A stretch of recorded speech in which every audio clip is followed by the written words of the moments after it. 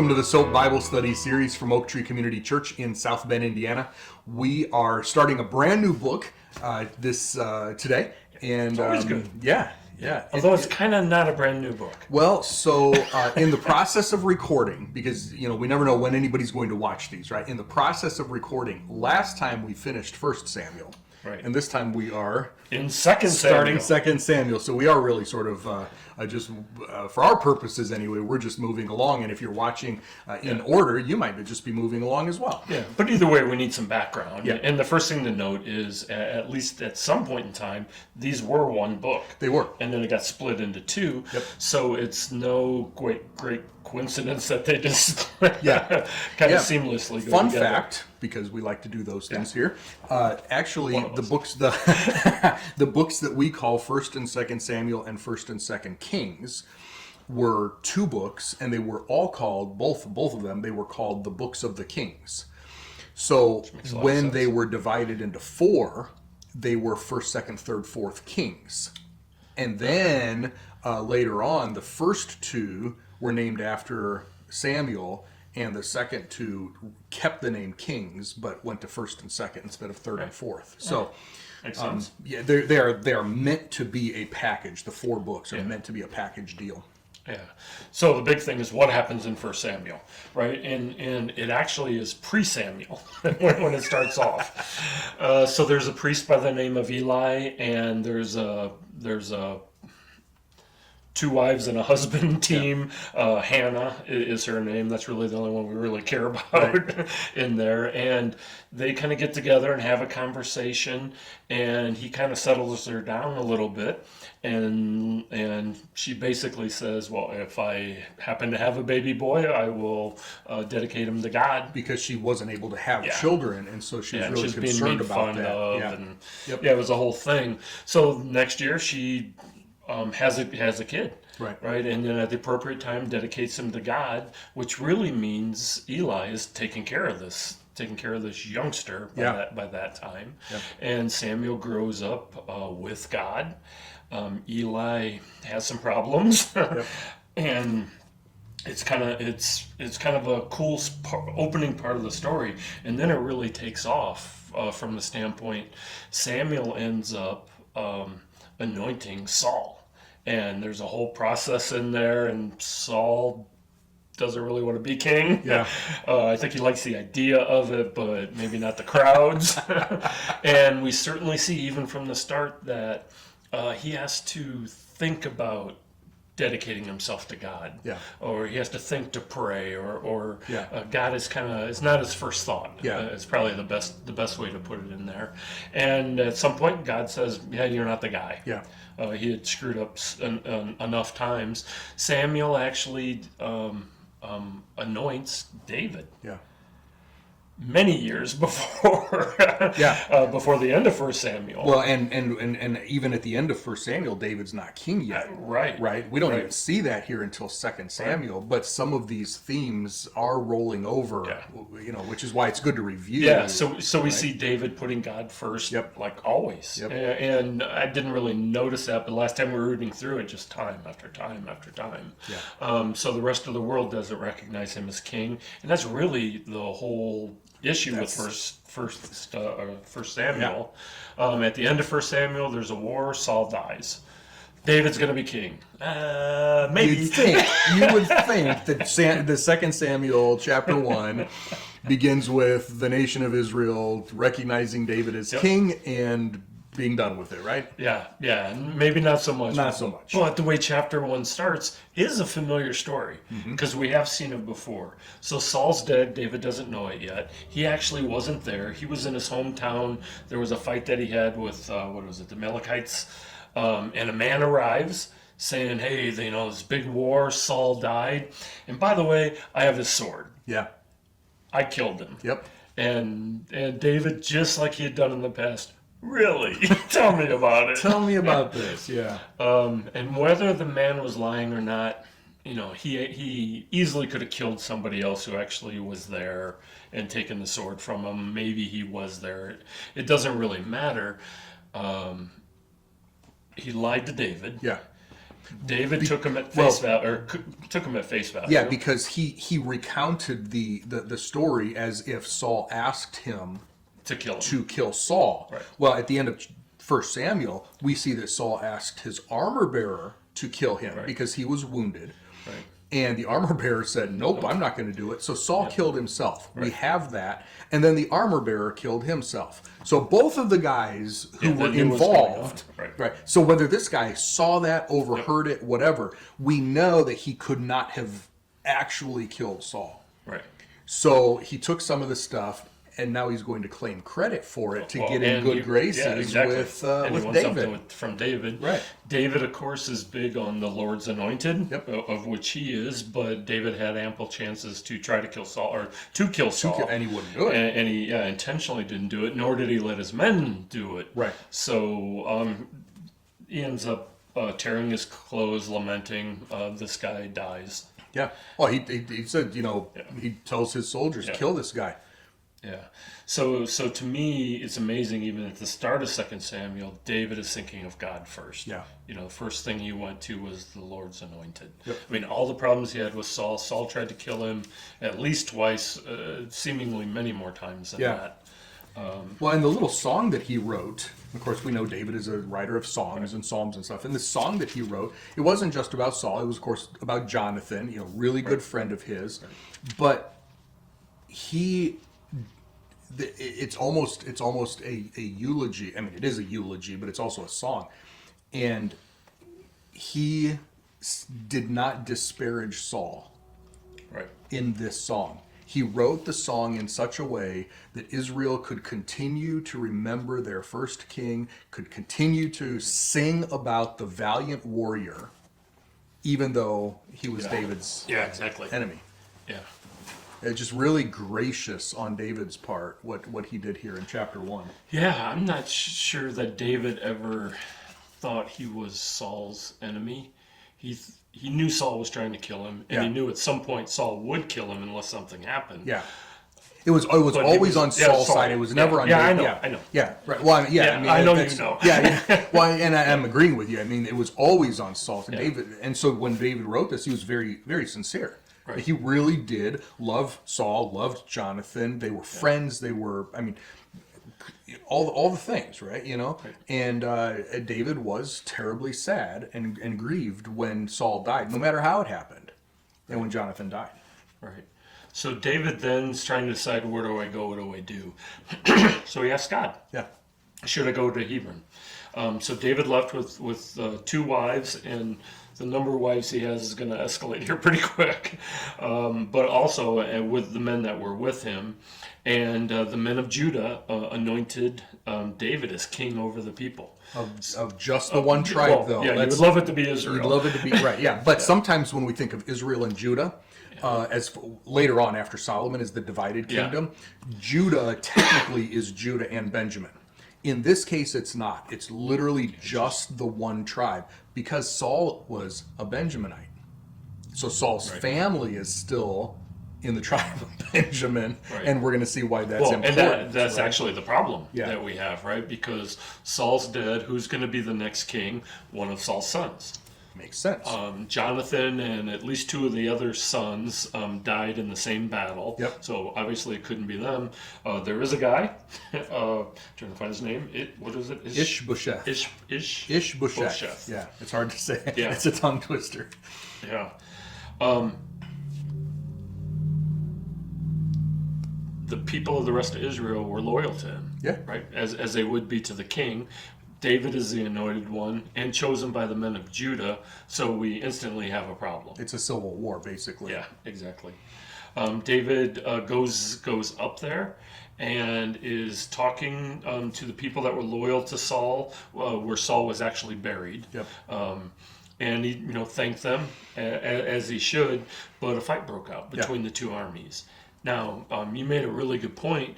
David was in the army. Mm-hmm. David was very high up in the army, probably knew half the guys, at least the high-ranking people in the other army, and a fight broke out, and it was literally sometimes brother against brother on side to side. Yeah, and the general by the name of Abner on on the other side, and David must have worked together very, very closely, right? One thing that's interesting here, we mentioned way back in 1 Samuel that sometimes you think of David and Jonathan as being real close in age, you know, like teenagers growing up together, but there was actually an age disparity quite a bit.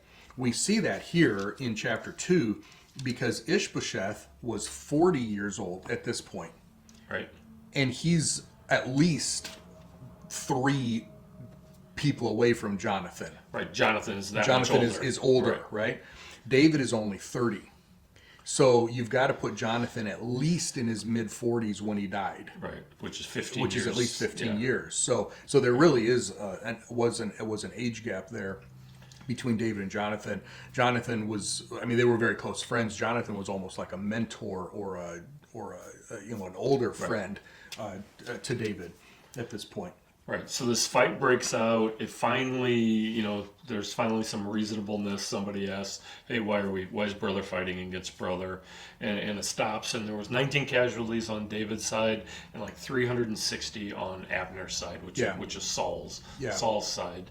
And it's kind of the beginning of Saul was way ahead of David. Maybe they're equal, and now we see David and his army are going to continue to grow in the next couple chapters. Yeah, as he starts to take over. So what Abner was like the top general, other than maybe David, right, for Saul, right? And so he did what, like you said, what you would expect him to do. He took one of Saul's son, Ishbosheth, and he actually made him king. So now we have 2 kings in Israel. Right. Okay, and we don't usually think of the divided kingdom. Most people either don't remember it or don't even know about it. Yeah. Right? Well, and when Until you do think about Solomon. it, you think about it, after Solomon. So David now is king over just 1 tribe, and Ishbosheth, Saul's son, is king over 11 tribes, the rest of Israel. And he reigned for only 2 years. Ishbosheth reigned for only 2 years. And we see why some of that in this chapter, right? Because, like you said, things started to change in David's favor. But we really do have, I mentioned a civil war. We really do have 2 kings here, and there's this is a war. It's not just a skirmish. This is really Israel, imploding on itself almost. Right, and So what we see is people from Saul's side recognizing what's happening. Yeah. Right? The power is coming to David, so they're switching sides too, which means David is getting stronger and stronger and stronger. Yep. And it also means panic, crisis over on Saul's side. And we see this. We see this in business today. We see this in all sorts of things. When one business or one nation or one whatever is starting to tank, the good people leave, which makes it accelerate. Right? Yeah, it just makes it so much faster. The same thing happens after Solomon's death, when the nation split and the northern kingdom is getting more and more evil. The godly people jump to Judah, which just accelerates the problem. We see that in churches. We see that in churches, and we see that all the time. Teaching turns, something changes. The good people will fight, and then at some point it's not worth the fight. Right. So they go somewhere else, which just speeds up the decline of whatever is left. Yeah. That's what's going on here in chapter 3, really. Yeah, so in chapter 3, we see David's been busy. He has 6 sons born to him, and he's still in Hebron, which is not too far away from Jerusalem, but it is not Jerusalem. Correct. And so Hebron is the capital of Judah at this time, for all intents and purposes. And because Judah was basically his little nation, that was David's capital. Yeah. So Abner gets into a fight with the king. Yep. He was accused of sleeping with a concubine, and he's like, "I'm done." Well, and the reason I think he's just looking for a reason to move. Too. Yeah. Well, and the reason that's important is because, especially with this really fragile situation, sleeping with a king or a former king's concubine was an act of aggression. Was an act of trying to take over. So Ishbosheth, who never should have been king, who has no kingly qualities as far as we know, he's seeing dissension in his own ranks, and he thinks Abner's trying to take over. Right. And Abner definitely was, he was a general. He's much stronger, the whole thing. And so Ishbosheth sees this as a coup. It's a coup, Yeah. basically. And Abner's like, if I wanted to, I could have. Yeah, right. So you have a major general that was a kingmaker who is now leaving, and that's just a vacuum. That's going to end up being too much. Yeah, he sides with David. Right. So he's leaving, which means many of the men under him are also going to be leaving, and other people are like, I don't want to be last. I don't want to be last. That's right. Yep. Yeah. So Ishbosheth is standing there holding the bag, right? I mean, he's like by himself. What's he going to do? Right. So, if you remember, David had a wife that was Saul's daughter. Saul tried to give him his first daughter first, and David said no, and so he got a second daughter. Right. And, as his first wife. Yeah, as his first wife. Right. And then she got taken away from him. Saul gave her to somebody else. So David comes back and says, I want her back. Yeah. I paid for her. It's basically what he said. And we see in 1 Samuel, they actually loved each other. I mean, this was like... Right, because she didn't kill him. Saul asked her to kill him. Yeah. She said no. Yeah, she helped him. To me, this seems like it would have helped David also solidify that, I have Saul's daughter, people would have accepted him more readily. Yeah. And you brought up a good point. They're so far gone now that I'm not sure it really. Yeah. Really so was that was really his only demand. I mean, he told Abner, make an agreement. I'm taking over. Make an agreement with Ishbosheth. Here's all I want. I want Michal back, right? And so he did. And Ishbosheth had no power. He had no leverage to say no. Right. So. And I know this comes up in later weeks, but David also made a promise to Saul that he wouldn't kill Saul's family. Yeah, he would take care of Saul's family and Jonathan's family. Yeah. Right. So David knows he's going to be king. He's been anointed. This is not a surprise for anyone. So the only thing is, how do you get this guy out of the way so he can be rightfully king over all of Israel without killing him, taking him out, the whole thing, because he's Saul's family. Right. Which anybody else would have. Oh yeah. Yeah. So they don't have a claim Yeah. at any point in time. Yeah. Yep. Right. Okay, so Abner ends up defecting. He comes down to David. I called it a misunderstanding. There's a big story in there, and he actually gets killed. Yeah. So much like basically Abner's counterpart on David's side is a guy by the name of Joab, and he's the top general in David's army. And so obviously he's got to take out the opposing army, and Abner, as far as he's concerned, he's not defecting, he's spying. Right? So Joab's like, why are you letting this guy in here? He's talking with David. We don't want this guy here. Nothing good's going to come of this. He's, just, going to spy and, going to kill you. And David's like, no, we're going to let him in. Be nice to him, basically. And Joab has a little plan where, no, I'm not going to be nice to him. I'm going to take this guy out. Right. Well, Joab also has a really good reason. Yeah. Too. Well, but so his brother actually tried to kill Abner. Abner killed Joab's brother. So now he has to get revenge, and so he'll use that as his excuse. And that was in the war that we talked about it at first. Yep. Yeah. So he ended up killing Abner. Joab ended up killing Abner. And the rest of chapter 3 is almost a redo of chapter 1, where David is lamenting over another loss in this big thing. Another friend of his, Abner the general, and and he writes a song. David certainly seems honest, right? But what it also tends to do, or shows the rest of Israel, that David was really sorry that this happened. Yeah. And so there was some feelings of, hey, this guy understands good people. Yep. He's sorry about what happened. Maybe he's not the bad guy we thought he was. Yeah, verse 37 is really cool. All the people in all Israel realized on that day that the killing of Abner was not done under David's instructions, right? It's like, okay, maybe this guy is worth following. Yeah, kind of a cool thing. Yeah. And a cool thing that, God always does, right? He takes something really bad and changes it just a little bit, or shifts it just a little bit. Yeah, and again, David was his anointed, his choice, and so, he's going to work it out. And David, so far, is doing everything right.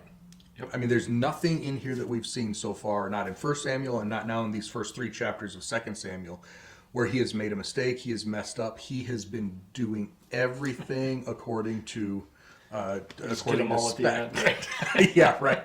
Yeah. So things are good. Things are going well. Things are going well for him, and we find out that he's going to rule for 7.5 years there in Hebron before he moves to his new capital and sets up his new headquarters over all of Israel. Sets up his dynasty. Yeah. Which But that's next week. That we'll get into next week, right? But there's some cool stuff, and it's really the history of Israel, and how it got to where it got to, and also the Davidic covenant. Yeah. I mean, we see that next week very clearly. Yeah, which is really big, literally even into our future, like Right. for the rest of time. It becomes a big thing. Yeah. So cool stuff. Yeah. Hopefully you've enjoyed this. Maybe some things that you didn't remember or you didn't know about 2 Samuel. Ask your questions, make your comments. We always love to hear those. And we will see you back here next time as we pick up the story in 2 Samuel chapter 4.